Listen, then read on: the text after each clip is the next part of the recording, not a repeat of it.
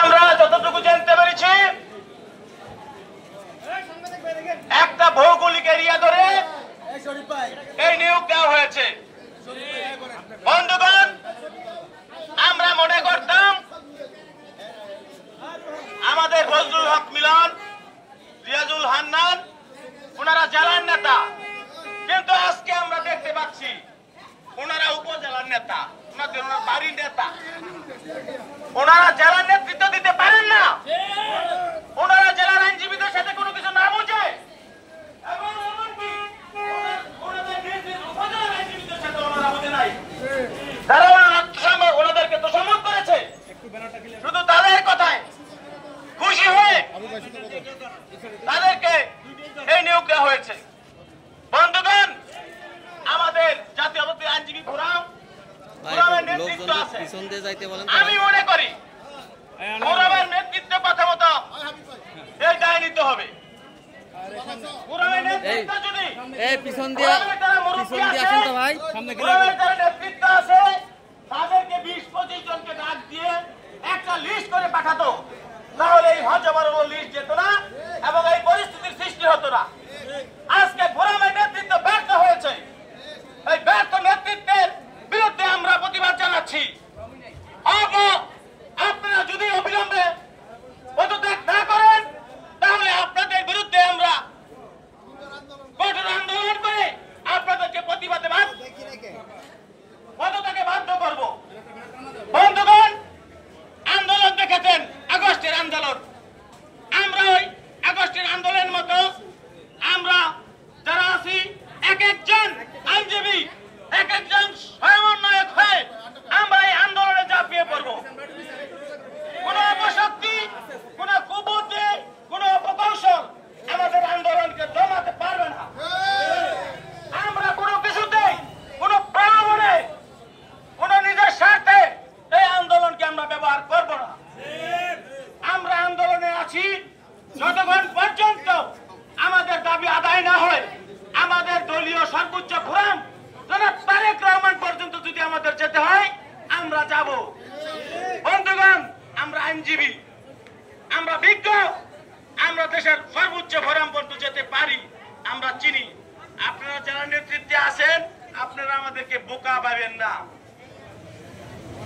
আপনারা মন করার মতো যা খুশি তাই করবেন, আর আমরা তা বাধা পেতে নিব না। বন্ধুগণ, ছাত্র আন্দোলনে ছাত্ররা যেরকম আত্মহতি দিয়েছে, আমাদের বিজ্ঞ বন্ধুরা আসেন শপথ করি আমরা সকলেই আমাদের দাবি পূরণ না হওয়া পর্যন্ত আমরা আন্দোলনের পথে থাকবো। আসেন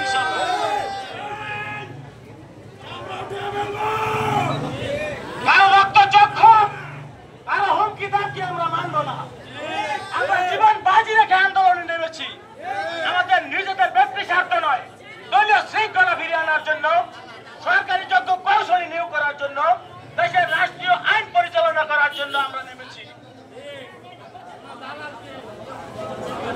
যতক্ষণ পর্যন্ত আমাদের এই দাবি পূরণ না হবে আমরা এক একজন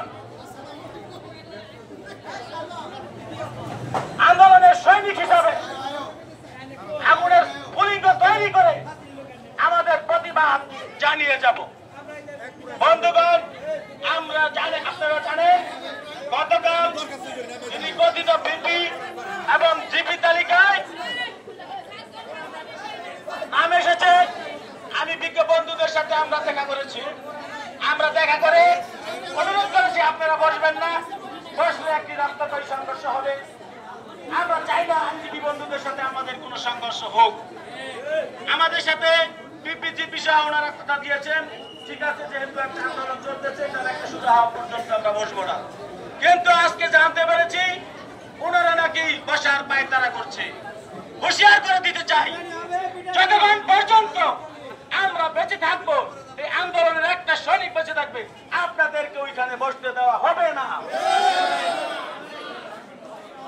এখনো সময় আছে, আপনারা এই আন্দোলনে হতবিক্ষত না হয়ে নিজের ইচ্ছায় যদি বসার ইচ্ছা করেন সেটা বাদ দিয়ে সরে আসেন।